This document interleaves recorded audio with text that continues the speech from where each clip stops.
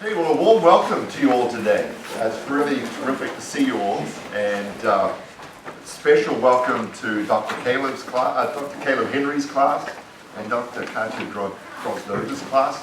Thank you for having your class here today. We appreciate your attendance and interest. And then thanks to all of you from around campus who have come, business students and other students from around campus. This Dean Series, Speaker Series, is about connecting with our mission. Our mission is to develop leaders who serve in business, government, and civil society. And today we've got a wonderful example of a leader who has committed his life to public service for at least well over 40 years. And we're very delighted to have King County Councilmember Larry Gossett with us today. Councilmember Gossett has served in the 2nd District of King County for probably almost 20 years now, since 1993. 22 years. And so that district is a really interesting district. It kind of encompasses the Rainier Valley through to unincorporated areas of King County, all the way through to Laurelhurst and the UW. So it's a fascinating area. Councilmember Gossett is a born and bred Seattleite, which is really interesting. I mean, he grew up here, went to public schools here. One of his schools was Horace Mann Elementary in the Rainier Valley area, central area. Then he went to Franklin High School. And Franklin High School, as well as being pretty good with the books, he was pretty good with the basketball. And he was one of their wonderful varsity basketball players, and they almost beat Garfield, I think, for the city championship. Is that all right? We're still trying to beat her. That last minute basket, okay, all right. So, and then of course he went on to UW and obtained a degree there. And at UW, he really had an interesting role in the 60s around the civil rights era, and providing and advocating for access for African Americans to the university. There was very low attendance of African Americans at that time at the university, less than around about 60 students out of a 35,000 student body. And he advocated, he was one of the early students to set up the Black Student Union at that school, and has just had a really interesting career in advocacy. He went to work at Harlem for a while with the VISTA program, and then he just came back to Seattle. And it's interesting in that 60s, 70s era, as a political activist, he was also imprisoned in King County Jail, and his office today is actually over the jail cell. So this is a wonderful story of a political activist who has gone on to then work in public policy areas and to make real change in the city. And some of his interests now are connecting with inner city youth. He's concerned with issues around restorative justice, racial and economic inequality, and these are the things that energize Councilmember Gossett today. So we are really delighted to have him as our Dean Speaker Series today. And so welcome, Councilmember Gossett. Hand over to you.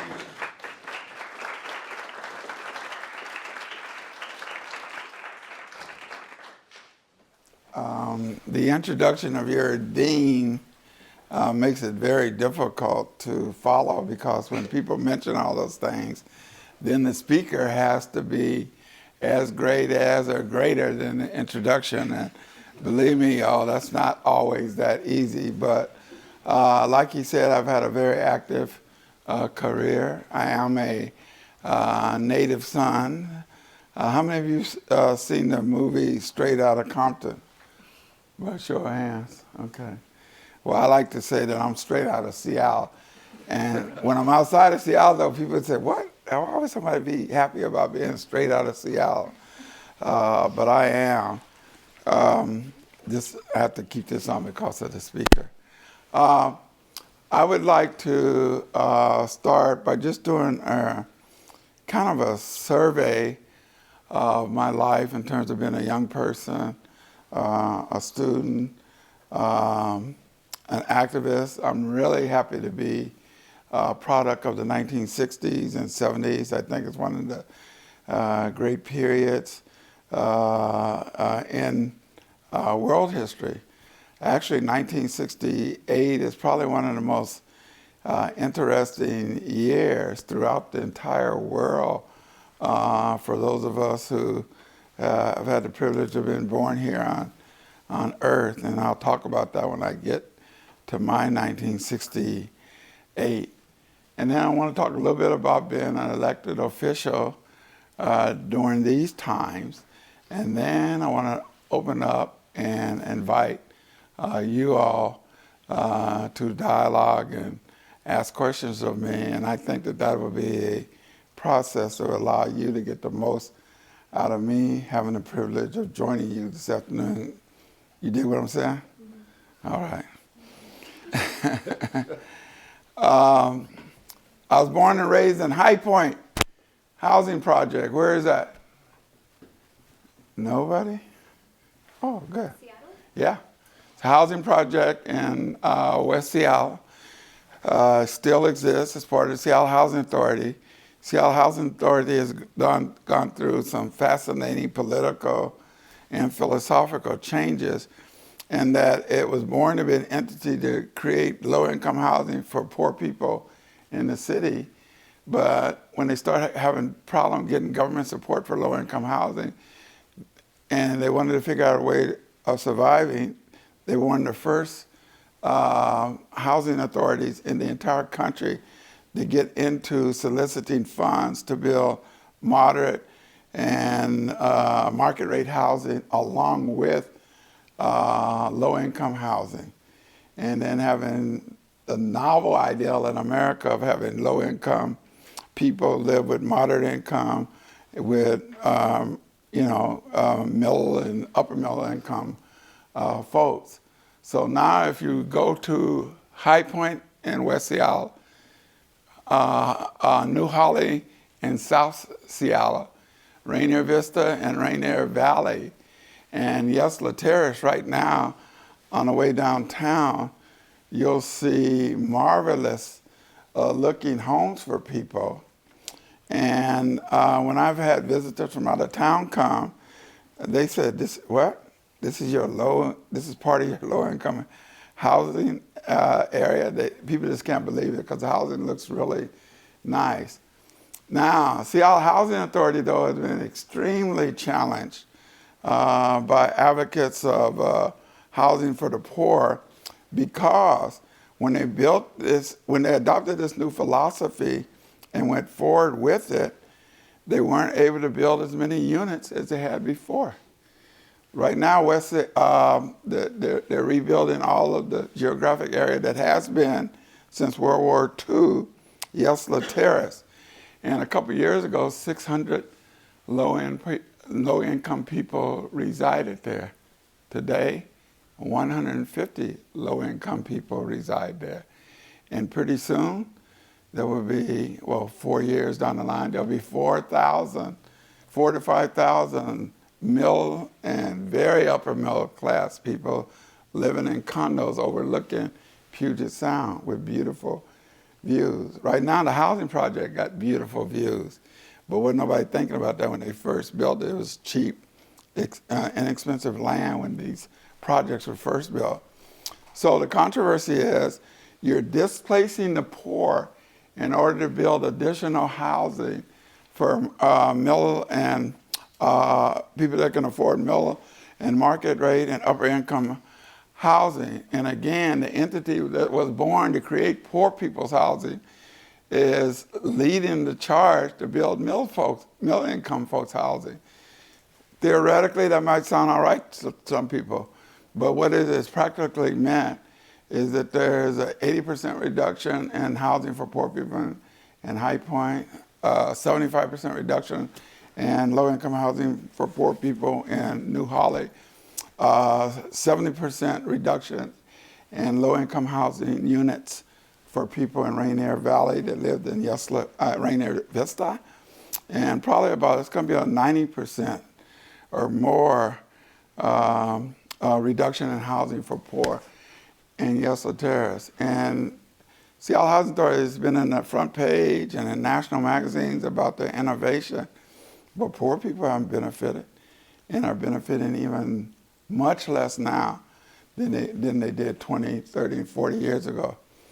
But even though it would be ideal if our nation had been developed in such a way that throughout it, particularly in the urban area, we had this policy of building housing where low, moderate, mid, and upper middle income people resided together in the same neighborhood. Actually, nothing is wrong with that concept. It's just that we've never had it in our city. Let me tell you what happened when I decided, when my family decided or had enough money to move out of High Point. It was the glorious year of 1955. How come y'all not saying that? Oh, you weren't here, that's right.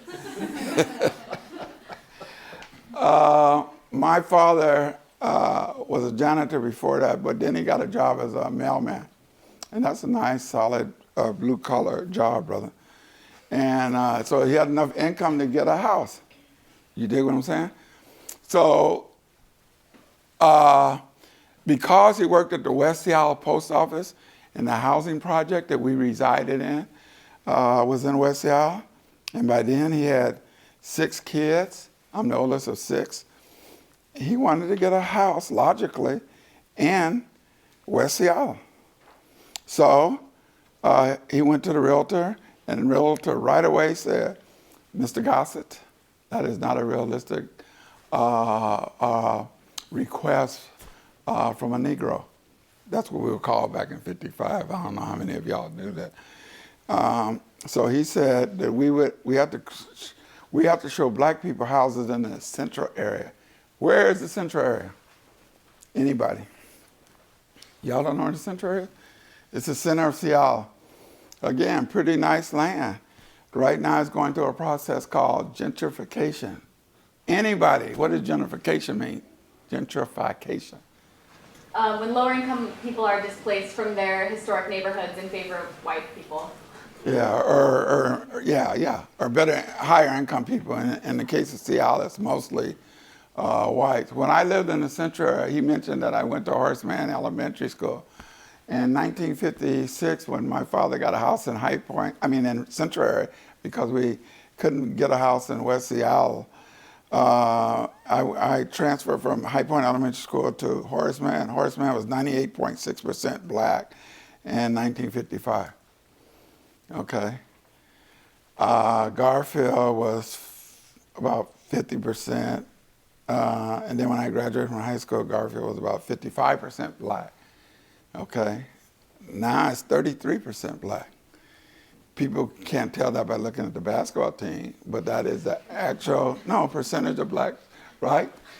Camila Brown is with me. Turn around and y'all look at her. Hi, Camila. She's been working with me as a legislative aide for about 10, 11, 12 years. 15 years. Oh, Lord, I'm messing up, man. She gonna get on me driving back. She gonna ask me, how long I've been working for you, man?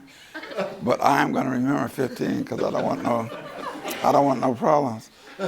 But she's a graduate of Garfield High School. Back in the days when it was what percentage black? In 70? I graduated from Garfield in 1995, and it was probably about 45% black. Yeah, okay, it was already going down. And now it's 33, and she went on and graduated from the University of Maryland, and you tell them before I mess up.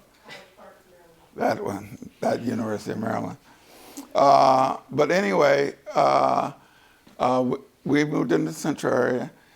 The only time that the namesake of our county, who is Martin Luther King Jr., we renamed the county after Dr. King in 2005, this county that y'all live in.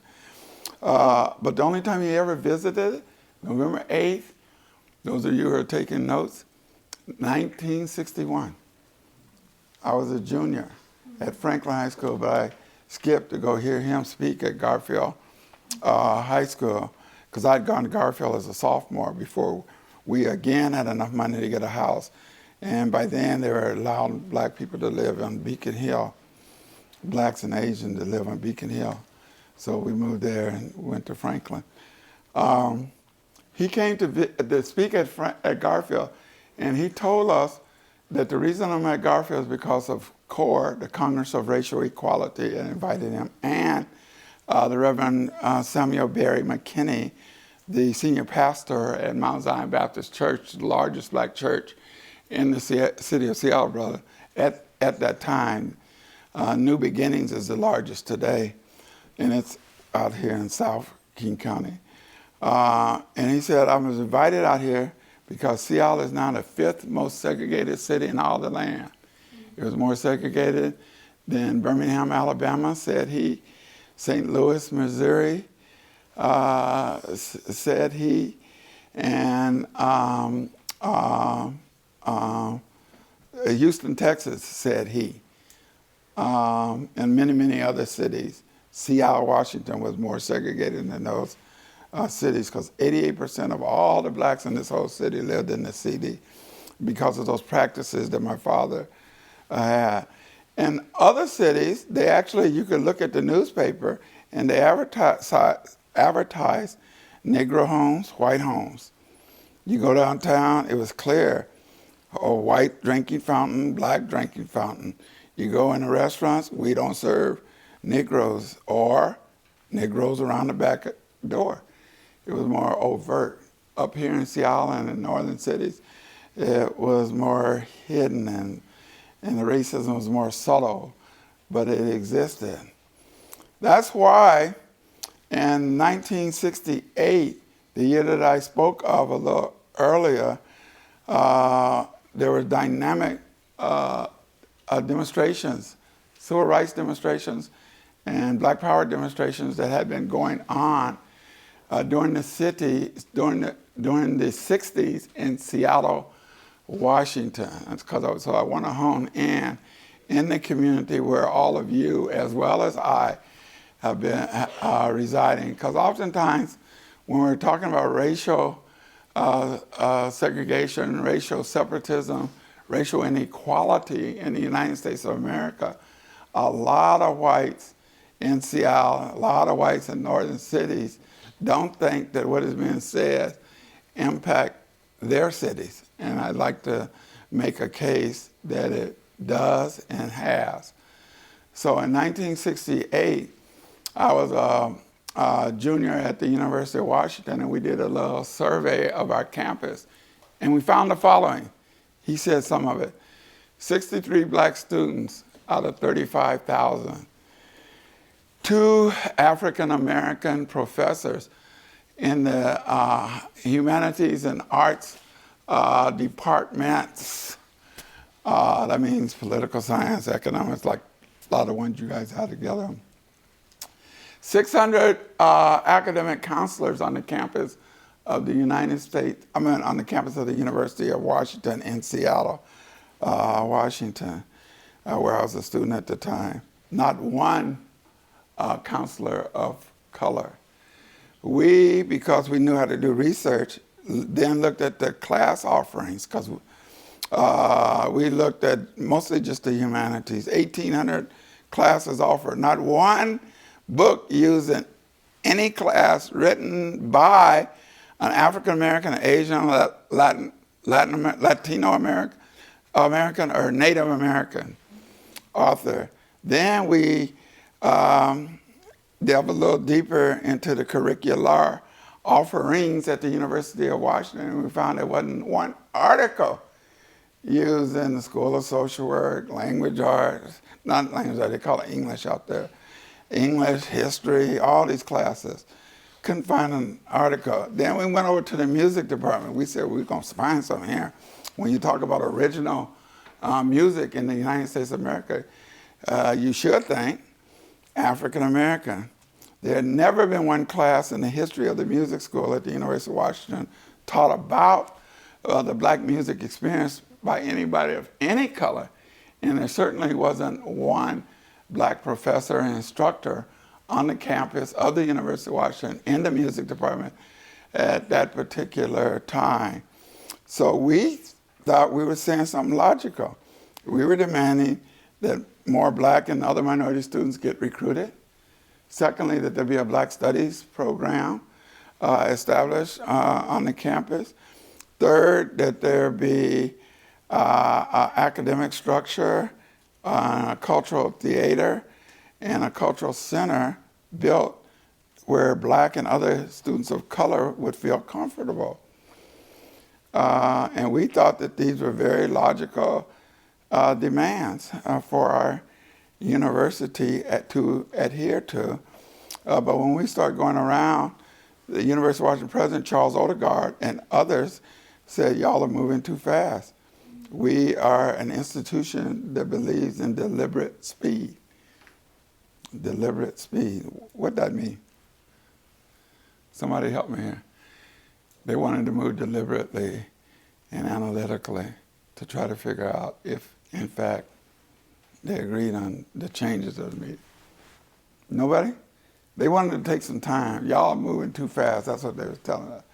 So we pointed out to them, particularly our president, E.J. Brisker, is a very colorful cat, and he said, well, University of Washington is 107 years old. We started on 4th and University Way, downtown Seattle in 1861. He said, man, this is 1968. My calculations are that was 107 years ago. Shoot, anybody would see it logical that we should have made more progress in this by now. No, we don't need to move in deliberate speed. We need to move very rapidly to make some changes on this campus. You understand what I'm saying? So we said the university needed to change by May 19th, which was Malcolm X's birthday. We use that day as a symbolic, or the sky is the limit. What does that term mean, and why did we use it in 1968? Anybody? So what does sky, just period, what does sky is the limit mean? The sky is the limit. Anybody? Okay, thank you. There's really no limit, like anything could happen. Thank you. We will use what Brother Malcolm X colorfully characterized as any means necessary to get change on the University of Washington campus. That's what we said. And the sky is the limit was a term that was popularized more by the Black Panther Party than any other particular group active at that time in our city and in our nation, because they wanted to get, the Black Panthers wanted to get its leaders, our leader, and because I was the founder of the Black Panther Party in Seattle, Washington. April 24th is when we started. Also in 1968, the Black Panther Party in this city. And Huey P. Newton had been in jail over a year and a half at that time, and we wanted him out of jail. So if you go to cities all over the country, you see all kind of signs saying the sky is the limit. Let Brother Huey P. Newton out of jail. So we kind of picked up on that term. And we put forth our basic demands that we thought was reasonable, and they ended up having a sit-in. And I think we were fortunate because the University of Washington President, Charles Odegaard, said yes instead of no. Had he said no, and we had 124 young black people at our sit-in on that day, May 19, 1968, we would have gone to jail, and more likely than not, those of us who were students been kicked out of school. And those of us that were students numbered 13. Why is that? Since I told y'all earlier that there were 63 black students on the campus. I mean, no group, everybody gonna wanna be revolutionaries and progressive and risk getting kicked out of school. That's kind of logical. We had 20 black students in the Black Student Union, 13 that were willing to face getting kicked out of school and jail or fighting with the police at that time. So we had to go to the streets of the central area and get some more warriors. And there was a lot of them that were willing to join us because we had been building black student unions at Garfield, Franklin, Cleveland, and Rainier Beach, and Chief Sealth and we had been building black student unions at Meany Junior High School, Washington Junior High School, Bourne Junior High School, Sharpless Junior High School. And we had been making relations with a whole bunch of street brothers, what Karl Marx called the lumpen proletariat. What that big old word means. Somebody help me. Lumpen proletariat. What did Marx mean by that? Yeah. The working class. No, the working class is proletariat. Lumpen proletariat. Okay, the lumpen proletariat are the underclass, the street people, the hustlers, the pimps, the prostitutes, the cats that would do anything in the world just to survive. They're out there on the streets. So we went out amongst that class of people and talked about the need for black power, and a lot of it resonated with a lot of them. So when we had our sit-in, there were 35 Black Panthers, another 25 high schoolers, and about 25 or 30 street people, along with the 13 of us. Camila, in her own inimical way, is telling me I need to move on, because time's going to come out, and I definitely want to leave some time for questioning. The importance of what I just said, though, by 1975, there were 1,666 black students, 650 Latino students, 400 low-income Asian students, and 300 Native American, and 235 new low-income white students. The reason we had the white students is because we were one of those black student groups that had class consciousness, too. There were some white boys that we liked reading, and we liked what they said. Their names were Frederick Engels, Karl Marx, and V.I. Lenin. What are they? Don't be scared to say it. What are they? What philosophy do they believe in? They're communists. Yeah, they're communists and revolutionary socialists. And they had an impact on us students who were students of color at the University of Washington. I got to tell y'all the truth. And therefore, we demanded that more poor whites get an opportunity. We had a Black Studies program. We have the Ethnic Culture Center. If y'all go over to 40th and Brooklyn right now, you will see the largest ethnic cultural center on any campus in the United States of America. And it's on the University of Washington campus. We're very proud of it. And it's called the Samuel E. Kelly Ethnic Cultural Center. And minority students on that campus really enjoy this facility. Been there. It's had a lot to do with them being able to survive. And across the street is the Ethnic Culture Theater. They do their own raps, their own plays. Next to it is the Learning Resource Center, where they have tutors for minority students on the University of Washington campus that have played an important role in many of them graduating from the University of Washington. So it was sacrificial, but the movement that we started made a difference. And it led to me being named one of the University of Washington's Wondrous 100, or one of the 100 most influential graduates of the University of Washington over the previous 100 years. But that's not the way they looked at us during those days. After I graduated from the University of Washington, I was very happy because I was able to return to the community, and that's what I wanted to do, and work with low-income and working class African Americans.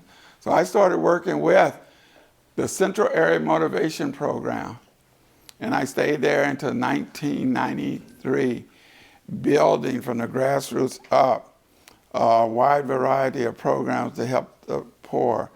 Employment assistance program, housing assistance program, energy assistance, food bank, clinic. We worked with in the early days, we worked with the Black Panther Party in building the Odessa Brown Children's Clinic and the Carolyn Downs Community Clinic and other free clinics for poor people to get health care.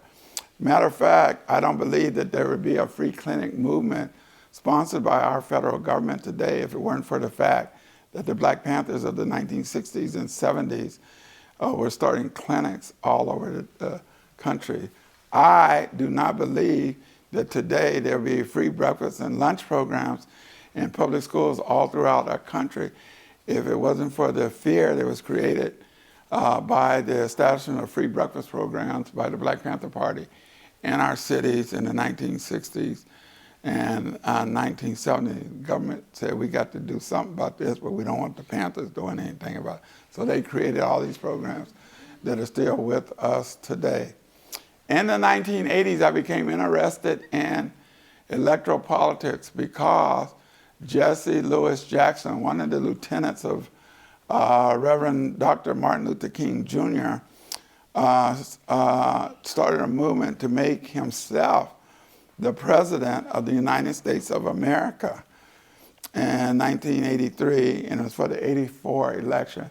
And I joined that movement up here in Washington State, and we built a multiracial political movement of supporters of the Rainbow Coalition in Washington State that ended up with, in '64, him getting 20% of the Democratic vote in a state that's only 3% black. And we kept building the Rainbow Coalition in Washington State from 84 to 88. In 88, we got 40% of all the Democrats in the state of Washington voted for Jesse Lewis Jackson. A phenomenal achievement. We do have caucus, it's a caucus state system here in Washington State. What does that mean? Caucus state. Those of you in political science should know this now. Versus voting. You look like you want to raise your hand. Just give me your opinion. If you're a registered Democrat, you vote for the candidates at the party base, and then whichever one wins becomes the nominee for the state, at the state level, to go forward to the national level. Well, caucus actually means that if you're a registered Democrat, you go to neighborhood, house, or community gatherings, and you discuss the candidate and the platform, give your opinion, and then you vote in those caucuses about who you want to be your presidential nominee and what platform you want. And then you send it to the central committee of the county in which you work. But you do not go to the polls to vote. In many states, they have the voting where you go to the polls. Or in Washington State, we have, well, what do we have in Washington State? Y'all should know this. I don't want to tell y'all everything. How do we vote in Washington State? Do we go to the polls? Do we have caucuses? The final vote. Mail-in? Thank you. She's absolutely right. We're one of the few states that mail in our ballots. Theoretically, it was done to make voting easier. I'm a politician. I'm on the King County Council.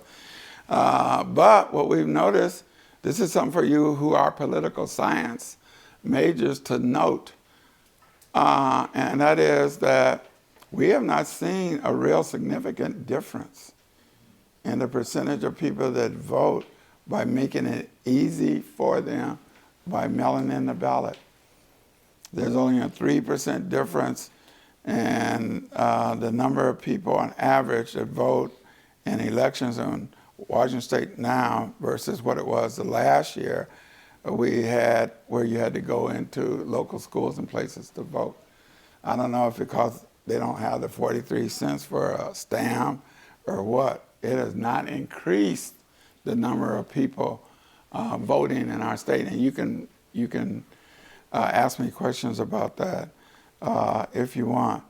But because of the influence, the multiracial influence of the Rainbow Coalition and the candidacy of Jesse Jackson, I became more interested in electoral politics. And by 1989, just a year after that, I had my first effort of trying to become a politician. Why? Because in 1989, Norm Rice became the first black man to ever become the mayor of Seattle, Washington. And who did he ask to help him lead the effort to get elected in Seattle, Washington? He asked the experienced warriors in the Rainbow Coalition. All of us went over and helped Brother Norm Rice do a really good campaign. And he won the election and became the mayor of Seattle, hired several of the young men and women in the Rainbow. And then I put in my hat to take his place on the city council. And the 8 members of the city council did not select me. But 3 years later, in 1993, the King County Council expanded itself from 9 members to 13 members because we added Metro Bus, all the bus service in the whole county, and we added wastewater treatment system to county government. Before, these things were separate, and there was a lot of problems here in our county. So they put them all in the county government and added four legislators. And they created a district that I said, damn, these people crazy. They don't created a district that was made for me. They didn't know they did it. And it's because they included the neighborhoods that he mentioned during the introduction. Central area, Rainier Valley, I went to the University of Washington, Wallingford, Laurelhurst, Capitol Hill, Beacon Hill, and Rainier Valley and Rainier Beach. I said, that's my district. So I was one of 4 black males and 1 white female that ran, and I was lucky enough to win. And now I'm currently serving my 8th term on the King County Council. So I've been an elected official for 22 years. And what I would like to do, even though I didn't get to touch upon everything I wanted to, but I really want to open it up so I can see what might be politically on some of your minds that I can speak to before our time runs out. Thank you very much. How much time do we have? 15 minutes. Okay, we have 15 minutes. Yes, ma'am. Can you talk about some of the implications of the new youth jail vote that's been going up and how that's going to impact both, well, I guess both sides of the issue, like what that means for security, for, the law enforcement officers, like having another jail, but also what it means for community growth, community development, and, all the other implications along with that. Okay, very good question. King County government, the government I'm a part of, y'all got a brochure? They got a brochure? Everybody got a brochure? In the fall of 2012, we put a measure on the ballot to build a new Children and Family Justice Center. And then Angela Davis was here last Friday, and she said, why would these people use a misnomer? And what she was talking about, she don't like the fact that we're calling it the Children and Family Justice Center rather than a youth detention center. Okay, and then we took it out, the measure out to the voters, and they voted overwhelmingly. In Seattle, Washington, it was 63% of the voters voted for it, and for the rest of the county, only the county people voted for this $200 million measure. It passed by 53%, with no opposition. So when we were advertising for it, we had no opposition to it. And 7 of the 9 of us on the front of this page voted for the, after it passed, for the motion to accept the money and start building the Children and Family Justice Center. About a year after that, 2013, the No New Jim Crow group did an expose and says, why are they building this new jail in our county when in the United States of America, almost every time a new jail for either youth or adults is built, the first people to fill it up are low-income black and Latino and white folks. Disproportionately, though, Latino and blacks are in most of the institutions in our country. Okay, now, so we have time for a few other questions. My opinion, because I was one of the 7 that voted for it. The institution down there is extremely dilapidated. Sometimes we can't open the cells of the 58 youth that are in there because of the ongoing problems with electricity. It's flooded out twice, and we stopped using the gym 7 years ago because it's just non-functional. The water, sometimes you turn it on and it's brown. It's a very dilapidated structure. Of the $200 million that we're putting forth, $40 million of it is for detention. 40. The other 4/5 of the money is for 9 or 10 courtrooms. Instead of 1, we're building 2 schools for the youth, and we're building a new gym, and we're building office spaces, an office tower for 133 of the staff that work down there. So the entire, and no matter how often I say that to groups that invite me out to speak about this issue and they deal the same question, all they say is, but you're building a new jail and all you can do is put some niggas in there. And we're upset, about that. And it's gonna continue to be very controversial. We reduced the number of actual cells on the detention part from 200 to 110. From 200 beds to 110. And of the 110, we're saying that 1/3 of those beds will be convertible. That means we'll also use those for small intervention and therapeutic services for the youth that are in there to help try to keep them out. None of that has meant a lot to the dozens of groups that have come out since we passed it, against it, and they say we're going to close it down. And I think it's about another 4 or 5 months before we'll actually start building it. It's just difficult to figure out what's going to happen with that. Other questions? Yeah. I guess kind of going off of that, and I was looking at your webpage, talking about like racial disparity, and it sounds like the center is needed from what you said about the current centers that we have, but what about the issues, what about talking about like juvenile detention, like how, is there anything that you guys are doing to work on the issues that affect the people that make them get in there? Does that make sense? Yeah, that makes sense. Yeah, in 2002, we instituted the Juvenile Justice Operational Master Plan. The totality of that effort was to create intervention and prevention programs aimed at keeping youth out of the King County Youth Detention Center, and that's what we called it back in those days. And here's the progress that we've made. Thank you for your question. 2002, average, Camila, 202 youth every day in that facility. Last Friday, I forgot what day was that, 21st of November 2017, or no, January, excuse me, of January 2017, there's 55.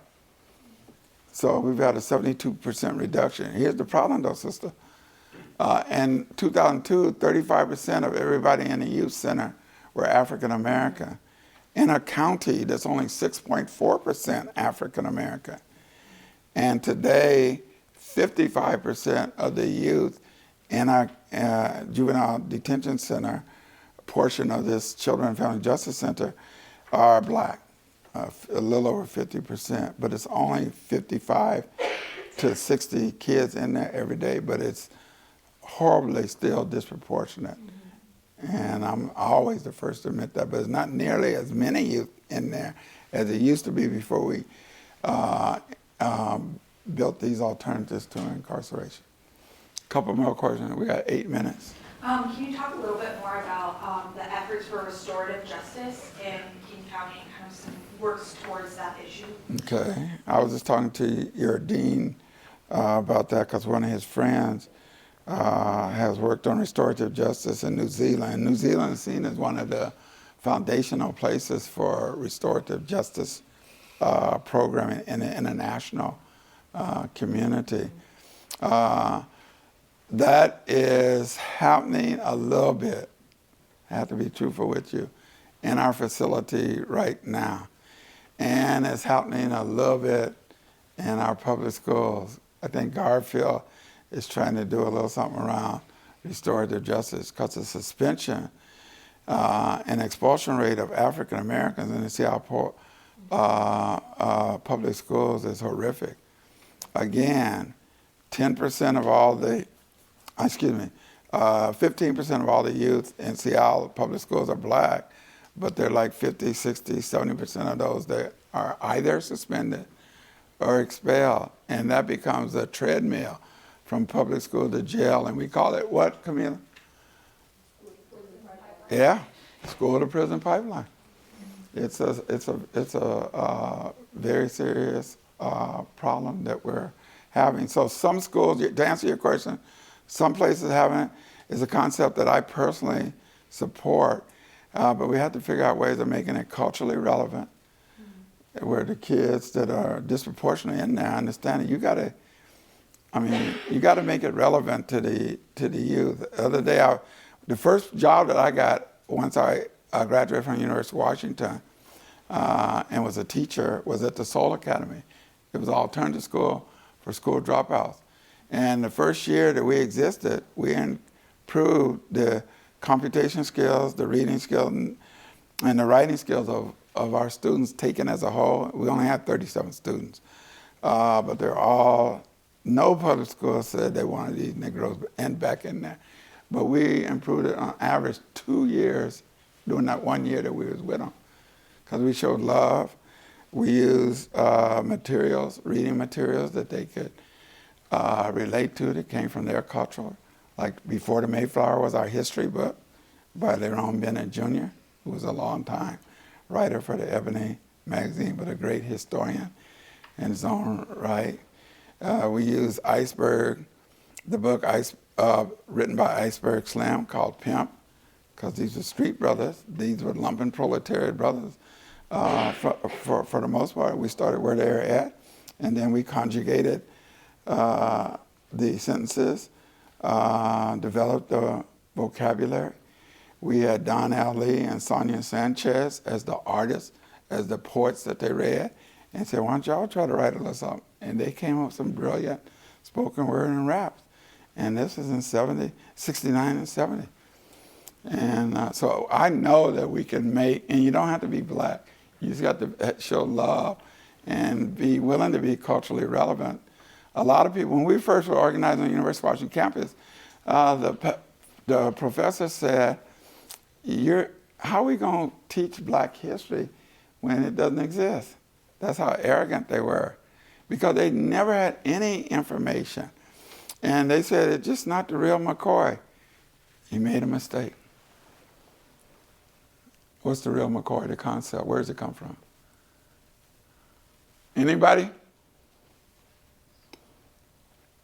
Elijah McCoy in 1886 was a black man that took a really innovative idea to the robber barons of our society, the people that were building the railroad systems and the motorized boats and ships in our country in the early days. And they had a problem. They only could carry these things 8 to 12 miles before they had to slow it down or stop sometimes to lubricate the motors. Elijah McCoy came up with a system for automatic lubrication of motors, a profoundly important invention for American industry. But they didn't want to pay the Negro no money for it, so he didn't give it to him. So the Robert Baron said, forget that Negro, we're going to turn to some intelligent white inventors and give them whatever little information we got and let them try. They tried, and whatever they came back with, the Robert Barons up in these boardrooms said, oh, this is getting frustrated. This ain't the real McCoy. Talking about Elijah, as we mentioned. And that concept kind of seeped into the American lexicon, the vocabulary, to mean something that ain't really real, ain't the real thing. And here we had a professor using that term to say that there was no validity in teaching African American history. So he shut up after we told him that. Couple more minutes. Yes, sir. I'm curious about the difference for you between being an activist and a community organizer versus being an elected official. I get asked that for any a means lot. necessary is probably not the same in elected office. I know. You're right. Okay, if you'd have known me when I was 19 to 24, my answer would be different than what I'm about to give you.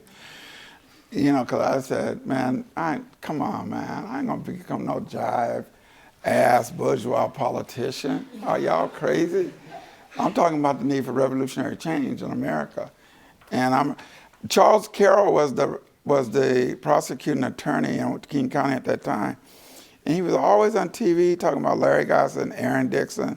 He was the chairman of the Black Panther Party.